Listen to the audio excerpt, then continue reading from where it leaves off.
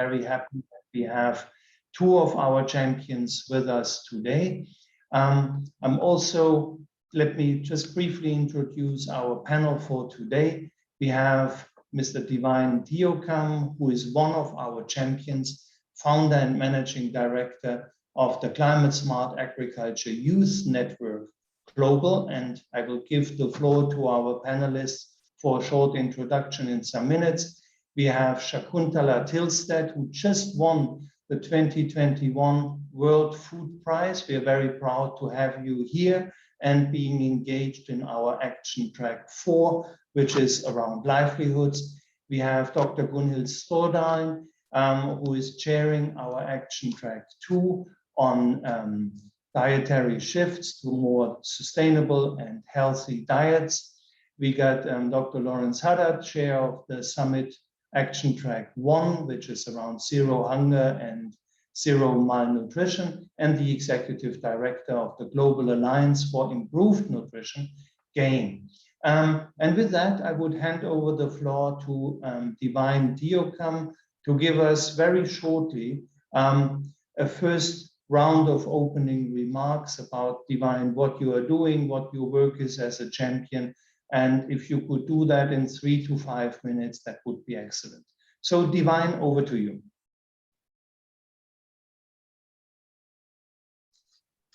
Yeah, thank you very much, Martin. Hello to everyone. I'm deeply grateful to be here today, to be one of the fortunate champions to be part of this session. Yeah, the first thing I want to say is that actually, after my appointment back in 2020 by the Special Envoy Agnes Calibara as a champion, I came up with a new strategy to see how we could actually leverage this agenda into a more meaningful and more inclusive participatory way.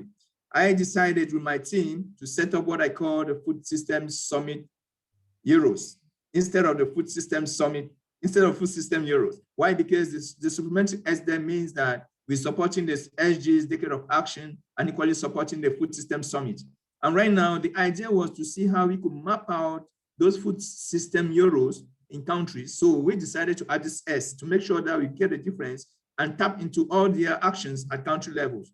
Right now, as I speak to you, we are 955 Food System Summit Euros, whereby in each country, we have a country team of Food System Summit Euros, whereby their cumulative efforts can actually be accounted for within the process, summit process. That's why, as we stand here today, Climate Smart Agriculture Youth Network, Global Network, has actually taken upon herself to lead the independent dialogue, and we count so far 62 independent dialogue organized worldwide, and Cameroon being the leading institute, the leading member state, because of course, charity begins at home. And then equally, we have equally been able to translate the summit handbook into the Zimbabwean language. We are looking to continue in the other languages, and we have equally recently in Cameroon engaged the person living with disabilities, whereby we are transcribing this dialogue handbook into Braille, because without them, since the summit is a People's Summit and equally a Solution Summit, we thought that as People's Summit, everybody needs to be accounted for, and as Solution Summit, everybody needs to have food and joint efforts to making sure that this process is different from other summits. And that's why what actually motivated us was that this summit has 3 different folds: the summit itself, and then the post, which means that before the summit, we have comprehensive inputs from different member countries, young people, persons with disabilities, women, and equally, even the refugees are equally involved in the entire process of this summit agenda. So we think that the outcome from the July pre-summit is going to give us maybe 4 weeks to address some of these in September, and then after September, we look forward to making sure that next year we come up with comprehensive action points from the declarations, transcribing the declaration to concrete action on ground. And we are happy to inform you that Climate Smart Agriculture Youth Network Global is co-hosting, is co-organizing the World Food Forum in October with FAO and other institutions. So really, we are so passionate and very, very happy to be here. And the team is very happy, and thanks for the Secretariat. We are now working to making sure that the community of practice for young people, which is ongoing, we are moving now with the conversations, with the consultations, and we have actually identified as many young people across the world as possible to engage in this. With this, I thank you very much, Martin and the rest.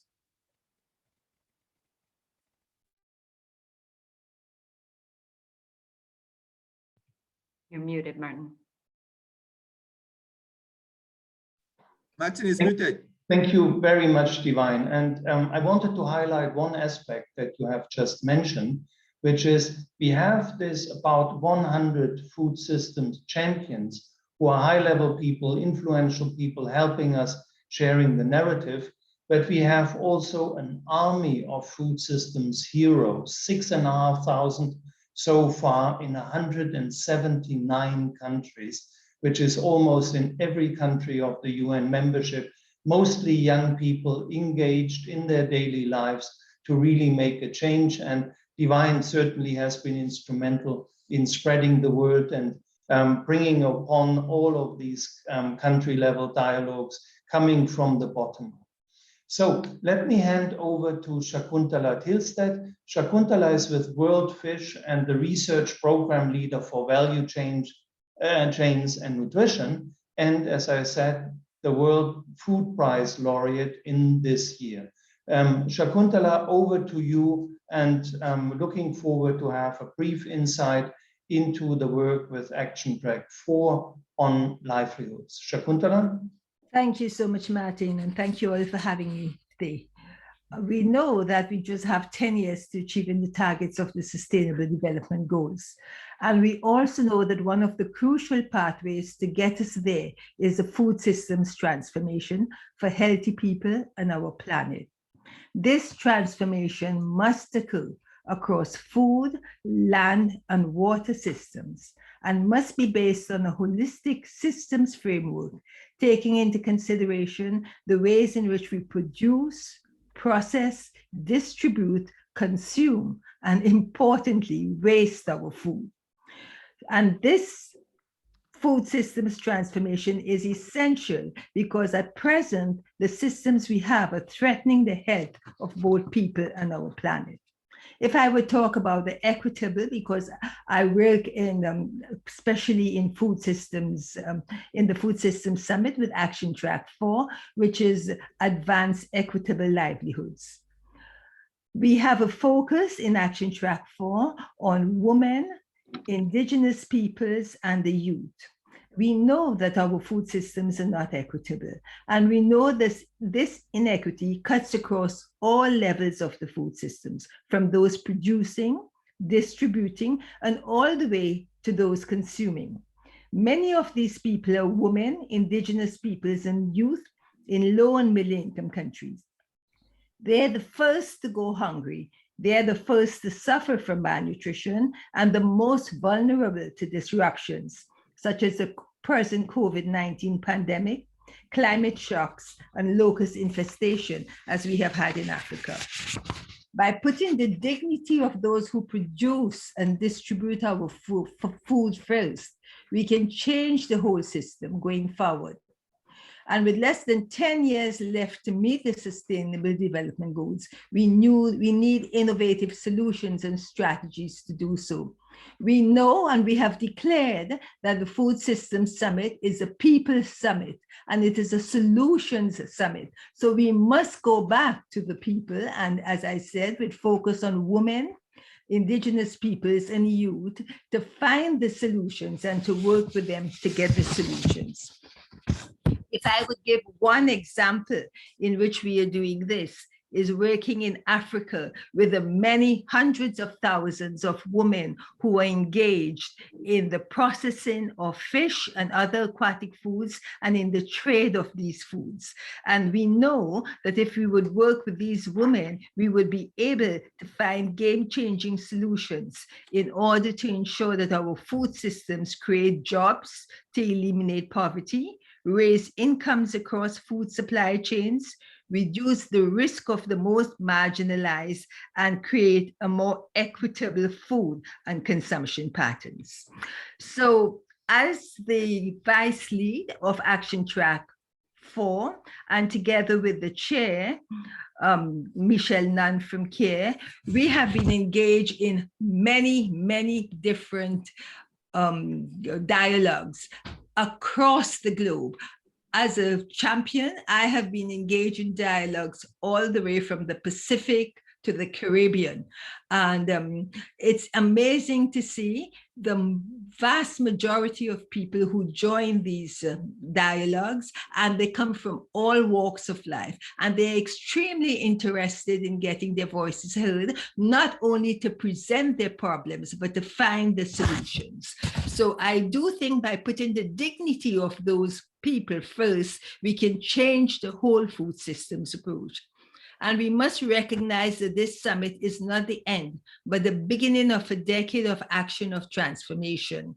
And this summit should push us, all of us, as producers, as consumers, as champions, as heroes, so that the actions we take, the commitments we make, reach every single individual, and that together we can have a strong, resilient, equitable and sustainable food systems. Thank you. Thank you very much, Shakuntala. And for those of you coming late, this is the press conference about the United Nations Secretary General Summit on Food Systems, which is coming up end of September with a pre-summit in Rome, where the United Nations will discuss on a heads of state and government level for the first time, food as a system. I will say more about the summit process after the introductory remark of our next two panelists, and I would like to give the floor to Dr. Stordalen, chair of the EAT Foundation and also chair of our action track number 2, which is looking into all questions relating to consumer choices and diets. Gunhild, over to you. Thank you so much, Martin, and thanks to all of you for joining us today. It's a pleasure to offer a few opening remarks now. It's nearly impossible, I would say, to exaggerate how important the UN Food System Summit is. As Shakuntala also said, how we go about producing and consuming food in our world over the coming decades will basically determine the future of humanity on this planet. And as she also said, it's really urgent. We have less than a decade to do it. COVID-19 is a clear warning to the world. Unless we transform our food systems in the name of health of people and planets, we are basically doomed to suffer repeated pandemics and lose the global progress that had been gained in health, nutrition, and social equity. Furthermore, we will not be able to limit global warming to 1.5 or even 2 degrees. The destruction of nature will continue unabated. Hunger will rise. Diet-related diseases will continue to skyrocket around the world. And the ambition of this summit is really to kickstart a transformation of our food systems to make them deliver enough safe, nutritious food for all within planetary boundaries, and doing so in a way that is resilient, that is just, and that is equitable for all, not least for those producing the food we eat. That's massive, that's complex, that's political. Food and beverage makes up 30% of the global economy. And that means there are plenty of vested interests all around. Whether the summit will succeed in achieving this profound kickstart, well, that's the big test here. Success would mean that governments embark on a slew of policy shifts.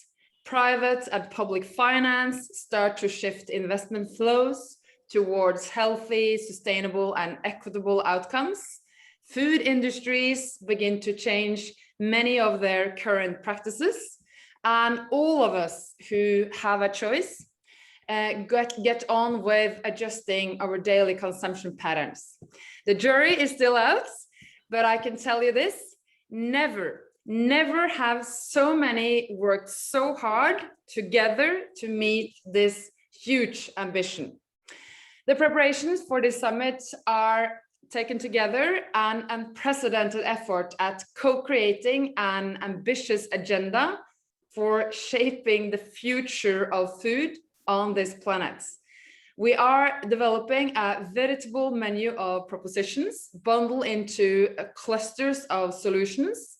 National dialogues, as Martin mentioned, are now unfolding in more than 130 countries around the world, where they are seeing food as a system for the very first time in many of these countries. And the ambition or the aim of these dialogues is to catalyze national pathways towards fixing food by 2030. And we will also work really hard to generate action-focused and ambitious commitments around the strongest solution clusters by as many governments, companies, funders, organizations, and other actors as possible. And last but not least, but importantly, we will of course celebrating and supporting courageous governments, researchers, civil society organizations, and individuals upholding the right to food and people's access to affordable, sustainable, and healthy diets. And many people, especially young people, are already demanding this change, and we must respond. I'm immensely proud, probably goes without saying, but I'm immensely proud to be part of this historic effort. And just a few words about our action track 2 on consumption. We are right now busy fine-tuning an exciting menu of propositions with a wide range of actors at the table, from governments, think tanks, civil society organizations, including youth, farmers, indigenous people, and business associations, not individual companies. And one solution cluster we are shepherding. These are now fully integrated in the leadership across action tracks. But one of the solution clusters, action track 2, is shepherding, is tackling food loss and waste across the value chain under the banner "Food is never waste." Another one is working to transform school meals with the goal to ensure that every child can eat at least one nutritious meal and drink safe water every day, and also working on how to build healthy and sustainable food into the fabric of children's education. And what would possibly be more important? A third solution cluster is focusing on evidence-based and coherent policy packages needed to transform food environments, which is about the food offerings we encounter in our neighborhoods, in our workplaces, on our commutes, etc., etc. A fourth cluster is focused on ensuring consumers have the knowledge, the information, and not at least the agency to make good everyday food choices. The last and fifth cluster looks at interventions from a One Health angle, meaning the interlinks between human health, animal health, and planetary health. And this cluster will also address the growing problem of antimicrobial resistance, or AMR. So I hope this snapshot of what is now happening, what we are in the midst of, will whet your appetite to help us get the word out about this historic effort, this historic co-creation effort, and this opportunity to really hit the food reset button to change the future of food. Over to you, Martin. Gunhild, thank you so much. And before handing over to Lawrence, after this introductory round, I will also give a very short overview about what this summit is, what it tries to achieve, and what the particularities of it is. But let me hand over now to the Executive Director of the Global Alliance for Improved Nutrition, GAIN, Lawrence Haddad, who is also the chair of our action track #1, which is working on zero hunger and zero malnutrition. Lawrence, over to you. Thank you, Martin, and good morning, good afternoon, colleagues. Let me just first of all thank you for the work you do. Without your work, the complex and sometimes nuanced messages that we have to deal with when we're dealing with science and politics and capacity don't come out properly. So your work is absolutely essential to help us to communicate to as broad a community as possible. So thank you for that. Action Track 1 is responsible really for three things: working on ending hunger, working on making nutritious food available and affordable, and on making sure that food is safe, especially food in informal settings, informal systems that people on low and middle incomes rely on. So on ending hunger, I want to give you a bit of a flavor of some of the ideas and proposals that are coming out. On ending hunger, you know, the hunger numbers were rising even before COVID-19. Now they're on steroids, unfortunately, and we're going to see rapid and significant increases in hunger in the next 2 or 3 years. The Hunger Coalition has really rather crumbled in the last 5 years because we've become complacent, because until recently, hunger numbers were declining. So now we've spent quite a bit of time in Action Track 1 rebuilding the Hunger Coalition. That's really, really important. We've also spent a bit of time trying to think about the future in terms of how do we engage youth in agriculture? How do we get them excited? Well, making agriculture profitable is obviously one way of engaging youth and getting them excited in that, but potential investors in youth in agriculture, they don't have anywhere to really go. Most of the youth initiatives are very fragmented, they're very small. A lot of people talking about youth in agriculture, but not enough people doing anything about it. So we've worked with 12 or 15 different youth agencies and youth networks in agriculture in Africa to get them to work and form a Pan-African coalition, number one. And we've gotten them to think about how to develop youth and get youth from kind of a conveyor belt of talent. Right from schools. Gunhild was talking about how literacy about food needs to begin very early ages in school. So how do we get kids in schools, especially in rural areas, interested and knowledgeable about agriculture, through to the college system, if they go to the college system, through to startups, and then through all the way to small and medium enterprises, because those are the organizations that are going to shape the food systems for many people on low incomes. We've also been working on how do we mobilize the private sector around ending hunger. The private sector is more comfortable in areas like food loss and food waste. They don't really see their role in ending hunger. So we've been working very hard with them to say, if you align your future operations better in these high impact investment areas, you will not only improve your business models and your bottom lines, but you will be doing a big job in contributing to accelerating the end of hunger. So that's hunger. On nutritious food, we've been trying to think about how do we incentivize producers to produce more nutritious food. And I'm talking about foods like fruits, vegetables, nuts, some dairy, fish, pulses, those kinds of foods that are very important, high in micronutrients, vitamins and minerals, high quality proteins. Well, we need to use all the weapons at our disposal. A big response of governments to COVID, the COVID crisis, was to ramp up cash transfer programs, social protection programs. They now cover 1.3 billion people worldwide. That's a doubling from the pre-COVID numbers. That's a massive opportunity to use those cash injections, those income injections, to stimulate the production of nutritious food and stimulate the consumption of nutritious food. So we've been working with the World Food Programme, the World Bank, and various governments to try to make that happen. We've also been working with those who set standards for investors. We want investors to invest in companies that are doing good things for nutritious foods, not bad things for nutritious foods. And the so-called ESG standards, economic, governance, and social standards for investment, don't say much about food. So we've been building food system components into those so that investors can more easily reward companies that are doing the right thing.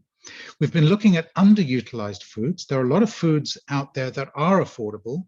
And remember, 3 billion people worldwide can't afford healthy diet at present. There are lots of foods that are rich in nutrients, vitamins, minerals, proteins that are underutilized but are affordable. Lots of green leafy vegetables, for example, in Africa and elsewhere, they're not consumed by humans. They're considered goats' foods, but they used to be. They used to be traditional foods used in lots of different recipes. How can we revalue those foods? How can we create business models that make them profitable, as well as adding to biodiversity and adding to diet diversity? And then finally, in this nutritious food area, cold chains. Cold chains are due for a revolution. We need clean cold chains that are circular in nature. In other words, no cold unit will ever be empty, and they need to be multi-use. And we feel that at the moment, with the massive push for vaccinations, we have a fantastic opportunity to systematically and sustainably expand the cold chain capacity. So for cold chain units that are multi-use, they can be used for vaccines, but they can also be used for perishable food that is high in micronutrients. So we're working with a whole range of cold chain providers. The final area is food safety. And food safety is a bit of an orphan issue in this whole food system area. In fact, it's such an orphan issue in the Sustainable Development Goals, the global goals that we're all working towards. There is no target for food safety. There is no indicator for food safety. That's quite extraordinary. So we're working with the World Health Organization and FAO, UN Food and Agriculture Organization, to establish a target for the SDGs in food safety and an indicator. And we're also working with various researchers around the world on a global food safety index. There is no global food safety index that ranks countries. And we think that's really important to fame the ones that are doing really well and to support the ones that are not doing well. Finally, cutting across all of this is youth. My colleagues have talked about the importance of youth. The role of youth has really been highlighted by the climate crisis and the agency that young people have. Most of the decisions that are being made about food systems do not involve them, and yet they are the ones that will have to live with the consequences of the decisions people like me make. So we want to get them involved as much as possible in the process, and we've set up an Act for Food, Act for Change global youth movement, where youth around the world, and there are 20 youth leaders from 20 different countries leading this process. They say, we expect, this is the world we want to see, this is the food system we want to see, this is what we are going to do about it as young people, but what are you businesses and what are you governments going to do about it? And they are voting country by country. They hope to present their votes at the summit in September, and we hope that will guide governments and businesses, as well as put pressure on governments and businesses to act. Thank you. Back to you, Martin. Lauren, thank you so much. And I think already now the complexity of food as a system has been coming out really, really strongly. Let me go back maybe in time to October 2019, when the Secretary General has announced that he's going to host a food system summit for the first time in the history of the United Nations that is going to happen in September 2021. This has been something that was suggested by the heads of the three most important UN organizations dealing with food. That's the Food and Agriculture Organization of the UN, that's the International Fund for Agricultural Development, IFAD, and that's certainly the World Food Programme that, as you know, won the Nobel Peace Prize. So what is the difference between a food summit and a food system summit? There were food summits before, when there was acute famine, and it was mainly about ramping up international action to bring calories to those who are starving. But we recognize now, with the time of the Sustainable Development Goals, that the one bit that helps us achieving the Sustainable Development Goals, which encompass everything from fighting poverty to eradicating hunger, all the way to really stopping the climate crisis, the biodiversity crisis, the loss of arable land, the centerpiece of it is really food. How we produce, how we transport, how we consume, and all too often how we waste food. So this was announced in October 2019, and from the outset we did things very, very differently than normally in the UN summit, where you normally have ambassadors and ministers negotiating text. We went down a different route. We nominated 5 leaders from civil society, and you heard 2 of them already to be chairs of our action tracks. And these action tracks are looking into specific areas and thinking about how can we build coalitions, how can we bring action together to realize the sustainable development goals. So all of these action tracks have participation, which is very broad, regionally, but also sectorally. They have people from academia, from civil society, from governments, from all sorts of organizations, companies as well, or association of companies that are working for the first time really together to find food system transformation. A second element is that we ask every government of the world to host in the same inclusive multi-stakeholder spirit food system summit dialogues in their countries. And you have 135 now, where not only all ministers of the cabinet, but really all walks of their society, including indigenous peoples, peasants, landless people, women's group, youth group, discuss together how to transform the food systems. In Nigeria, there was just a dialogue between young people and even school children with the vice president. And we have hundreds of fantastic examples how from the bottom up this transformation movement is happening. So in a couple of days, really, in exactly 1 month to be more precise, there will be the beginning of a 3-day pre-summit in Rome, where we have very high level participation and also people from all over the world coming together both in person and virtually to show what has been done over this year and to prepare a document that the Secretary General will issue in September, his summary of the process, a new narrative for food system transformation, and dozens of communities of practice, quite a few coalitions that will drive food system transformation forward. Because one of the most important things we are trying to achieve is that the entire world starts to reevaluate their food, starts to think about food, brings more value and energy into the way how we are transforming the food systems. And we need to do that because our food systems are the biggest driver of inequality. More than 80% of the people who are food insecure on this planet are actually in the food producing world. If you look at COVID, for example, the outbreaks of COVID were particularly there where people were working for very low wages in food systems, in the meat processing industry, in fruit picking. So there's inequality. But Gunhild also alluded to the environmental impact. Latest studies now show us that more than 1/3 of the global greenhouse gas emissions are actually coming from the food sector. The emissions from food waste are such that if food waste were a country, it would be the 3rd largest greenhouse emitter on this planet. And then nothing is killing more biodiversity than our way of producing food. Nothing is consuming more fresh water.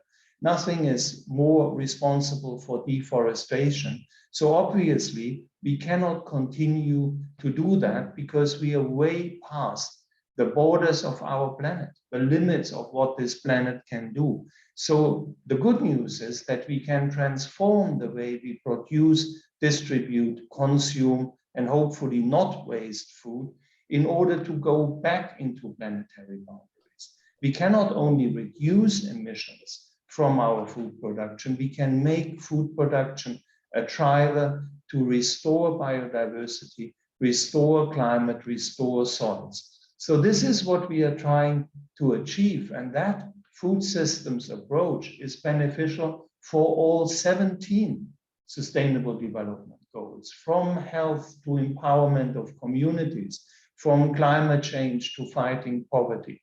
And this is what we are trying to achieve, and this is what makes this exercise so very exciting for all of us.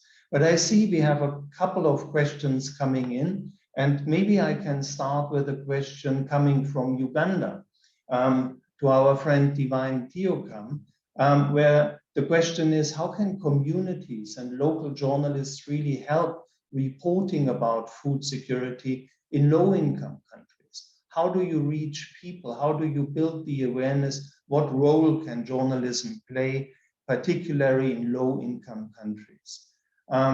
Divine, would you like to answer that question? Martin, it looks like Divine dropped off. We'll find out if it was a issue with his connection. Oh, I'm sorry. Then let's park that for a second. But staying in the region, I would have a question that came up here to Shakuntala. I briefly described the action track process, but how does that really translate into actions? Where do the action tracks go from there? What's your plan to bring that to the ground? Shakuntala, over to you. Thank you, Martin. So as you know, Action Track 4 is a people-centered action track. It's advanced equitable livelihoods. And as I said, we have chosen in Action Track 4 to focus on the women, indigenous peoples, and youth within the food systems, and this is throughout the food systems. The reason for this choice was that we see that the voices of these groups are invisible, and many times they are, even if they are heard, they are overlooked. And another difference that we would like to make by building on the people being people focused in the food systems is that too often in the past, when we have had meetings, when we have had conferences, we go back to the people, but only at one step. We go back to listen to the issues that they face, and we get the problems that they face. But we are not very good at listening and working together with the people with respect to the solutions. Now, this summit, we have declared that it's a people's summit and it's a solutions summit. So we have the opportunity to bring in the agency, the voices of people, and get them not only heard, but listened to, and they listen to their needs and their aspirations for the future of their lives, that of their families and of their children going forward.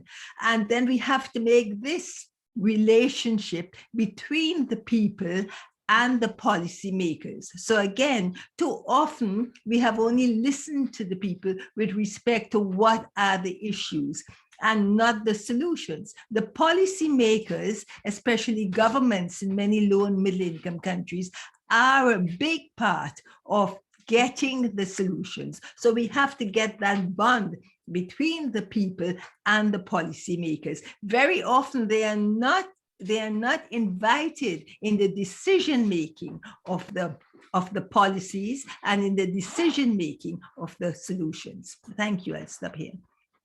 Shakuntala, thank you very much. And all participants, you have always the chance to ask questions in the chat box or simply raise your hand. Divine, are you back on? Yes, I'm back, yes.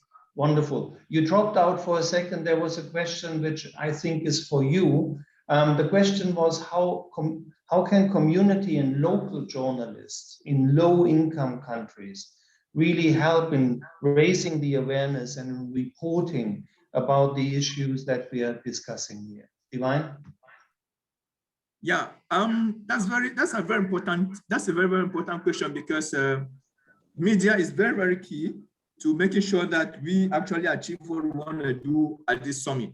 So for me, the first thing I want to say is that all the media present should be able to, create a network of media personnel who are going to contribute at the country level, because we are working very strongly with communities. So what we are doing here, I'm happy to inform you that during this process, we had BBC Africa in Cameroon. BBC Africa actually was present at our national independent dialogue, which I think that is a very, very good message that is coming strongly out there. CRTV, Cameroon Radio Television, was present. What do? Usually we prepare press briefing for all of them, and then we invite them. So I think Climate Smart Agriculture Youth Network Global is very, very open to discussing with media and making sure that they contribute meaningfully. Now, we have actually scaled up into transcribing. I'll insist on this because the person with disabilities have not been echoed in many of our summits and our conferences. So right now, we are working with the president, national president for persons living with disabilities in Cameroon and equally in Zimbabwe. So they are trying to link up together to form a coalition within the summit process. And that's why the committee of practice and moderating with two other colleagues it's actually key for them to be involved, and they are contributing meaningfully in this process. The next thing I want to say here is that the translations of the SDGs many years ago into local languages have actually been a very, very important tool, whereby everyone we approach actually say, oh, you came to our community, you brought us information in local language. So we are so happy to making sure to see that the broken food system is being transformed for a more sustainable manner. So that's why we, at the level of CSAY and equally, I'm part of Action Track 5, which has to look at resilience. I'm working along with WFP at the country level to making sure that we scale up. Next few days, we should be going to a very big region, industrial zone, where in Kribi, we call it, it's in the South region. We're going to be training 100 young farmers and women together and giving them and listening to their voices. What do they think about food system? What do they want us to take at the level of the summit? How do we want them to engage in the next process? So I think it is very, very important. This community leadership and press getting involved is so key. So that's why really I'll be very, very happy to have any press media's contacts on this call so that I can be sharing information with them upfront. With that, I want to thank you very much. And Gure, thank you. Nice meeting you. And Lawrence, I've not met you, but nice meeting you this time. Yeah, over. Thank you very much, Divine. And you know, I said earlier, we have 6,500 food systems heroes, and we really need these food systems heroes in every community, because working on our food systems is a very decentralized thing. And we are trying to activate this leadership all over the place. Here's a question. I think that's for Lawrence, because it mentions Action Track 1. You spoke about the different ways in which Action Track 1 is trying to address the global issues of zero hunger and fighting malnutrition. Is there, as someone who has been doing that all his life, is there anything that surprised you? Is there something that came up that you didn't expect? Lawrence. Good question. I mean, I think, thank you for that question, colleagues. I think what surprised me was two initiatives that came up from, you know, we all of us, all Action Tracks invited solutions from all over the world. You've heard Shakuntala and Gunhild and Divine say it's a people summit, a solution summit. We tried very hard to live up to that aspiration. We put out open calls and we got over, I don't know, 2,000 ideas. And many of those ideas made it into the final set of solutions that we are working on.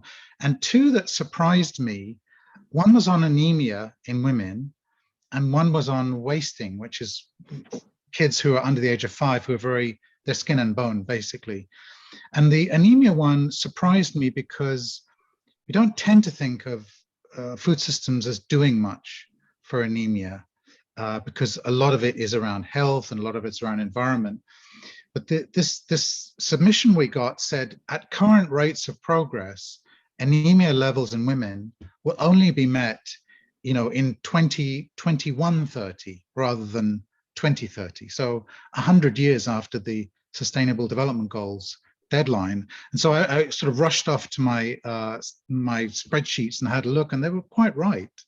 So the solution they were proposing was, the thing I liked about it was it said, look, the food system has to do more, but the food system has to interact with other systems. So it said the food system has to make foods that are sort of green leafy vegetables more available. It has to, but it also has to work with the health system to make micronutrient supplements for women in antenatal clinics more available.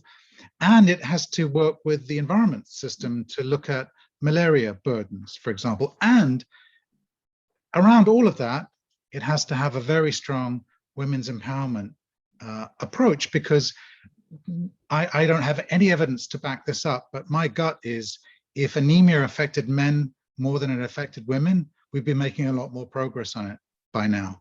So that was one. The other one was wasting. You know, kids under the age of 5 are wasted. Again, COVID-19 has said, it's shown that we are, all the progress we've made in the last 10 years on wasting has been flipped on its head in 12 months. In fact, we've gone from 55 million to 47 million pre-COVID, and now the projections say we'll go back up to 60 million by 2022.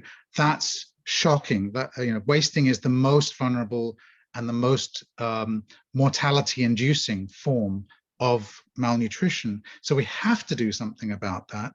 And what's been really inspiring is that the community that cares about wasting has said, look, we know that our attempts to deal with this issue have been too fragmented.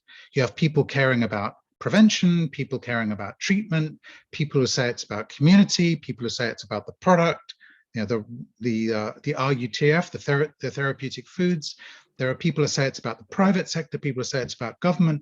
They've now come together to form a global reset on this issue. And what's really nice about those two examples is that they connect this summit with the big one in Tokyo in December called Nutrition for Growth. So I was really pleasantly surprised by that. Thank you, Martin.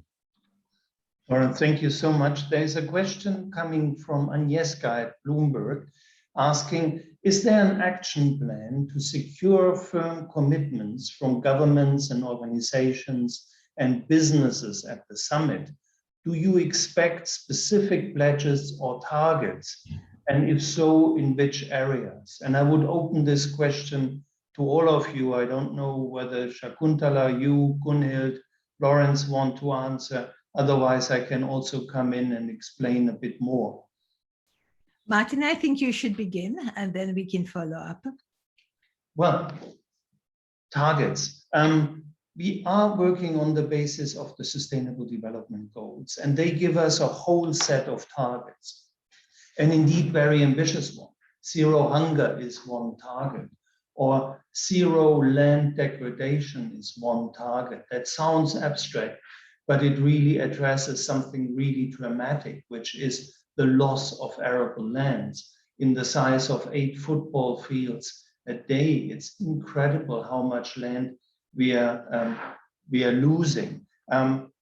Lawrence just mentioned that there is no target in the SDGs for food safety. So we can think about that as well. But we are inviting really governments and all stakeholder groups to come with strong commitments. And they can be twofold. They can be on a national level. If countries work to transform their national food systems, they can set very strong targets for themselves, create action plan, create policy perspectives. On an international level, we are looking at bringing people together to form these coalitions. Gunhild mentioned a coalition around school feeding, ensuring that children get at least one nutritious meal a day and access to safe, drinkable water. And this is changing lives. This is bringing children an opportunity. Lawrence just spoke about wasting and stunting. This is one major way of changing it. And we are looking in many of these obligations. And it's not just putting money on the table. It's often also listening to people, bringing the voices of those who are most underfavored in, help them influencing national decision making. But I would like to open up to other panelists to really come in on this question of commitments. Can I come with an example from Africa? Please. About where a very concrete example. So we've talked about the shift we need for the food systems from feeding to nourishing. And we've heard from all our panelists about how important it is to have nutritious foods in the food systems. I'll give one concrete example from Africa. If we look at trade across Africa, between countries in Africa, one of the most nutritious foods that goes across the borders within countries and across countries is processed and dried fish as a very nutritious food. And women totally control this trade. And if we look at the problems that we face with regulations, with policies, just at the borders of the food crossing the borders.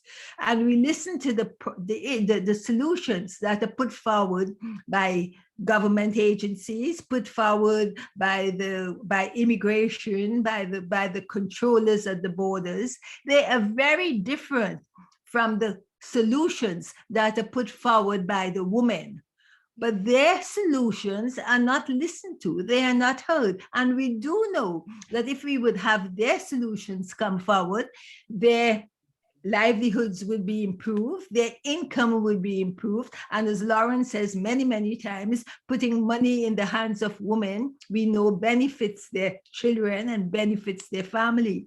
So this is a concrete example of where women's agency, women's voices are not being brought into the solutions of getting nutritious foods across the borders and within the countries in Africa. I'll stop there as a concrete example. Thank you, Shakuntala. I understand, Lawrence, you want to come in, and then it's already slowly time to wrap up. I do, but maybe Gunhild would like to come in before me. Gunhild. I can be just very quick, but just wanted to say that obviously all the work we are doing in the 5 action tracks and also across the cross-cutting levers and of course the national dialogues is really about generating commitments around the world by governments, by private sector, civil society, etc., etc. And obviously, we can't force anyone. This is not about negotiations, but we are striving to make the case for these commitments as compelling as possible, backed by the best available science. And a key premise here is that the cost of inaction will be much higher than the cost of action. Over. Thank you, Gunhild. I hand over to Lawrence, and I see that Brian also wants to come in. Very, very quick, thank you. And I just want to completely echo what my colleagues have said. Brilliant comments. We have to get commitments from all the different stakeholders. I mean, if we don't, then the summit will have been a failure. But I'm totally confident we will get commitments from all the different stakeholders, including our own organizations. My organization, GAIN, will do things differently and will commit to do things differently in the future going forward. When you think about the kind of commitments that need to be made, at the top level, it's pretty obvious, you know, changes in policies, legislation, changes in practices, different resource allocations. Those are the most visible changes, but I would argue the least enduring, perhaps. The more enduring changes come below that. It's changes in business models for private sector, changes in the way governments do things, the way they organize themselves, who they listen to, as Shakuntala said. Do they think and organize systemically, as Gunhild said? Do they listen to youth, as Divine said? And the most fundamental shift is mind shift sets. Do we, you know, even on the hunger work, you can do the hunger work in a pre-summit way, or you can do the hunger work in a post-summit way. Hunger work in a post-summit way is, I'm not only worried about ending hunger, I'm also worried about meeting the climate targets. I'm also worried about generating livelihoods, decent livelihoods. I'm also worried about resilience. I'm also worried about biodiversity. So the mindset shift is the most powerful thing. And I think just the fact that we're having these national dialogues, that governments are thinking about pathway developments to transform their food systems, that arguably is the most powerful commitment that anybody can make. But whatever the commitments are, they need to be smart, specific, measurable, time-bound, and we need to have a good accountability mechanism to follow them up. Back to you, Martin.